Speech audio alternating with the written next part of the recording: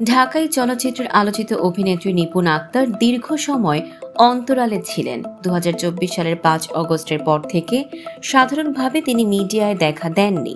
মাঝখানে যুক্তরাজ্যে যাওয়ার চেষ্টা নিয়ে আলোচনা উঠলেও পরে আবারও তিনি নিজেকে আড়ালে রাখেন।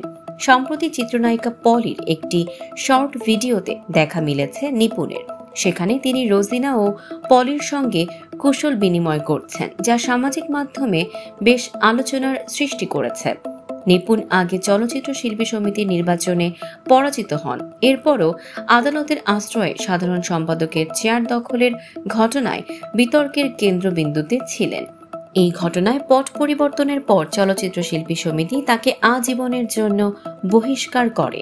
চলতি বছরের শুরুতে তিনি সড়ক পথে সিলেট বিমানবন্দর হয়ে যুক্তরাজ্যে যাওয়ার চেষ্টা করেছিলেন, তবে গোয়েন্দা সংস্থার আপত্তিতে বিমানবন্দর থেকে ফেরত পাঠানো হয়, যা তখনও আলোচনার কেন্দ্রবিন্দুতে ছিল।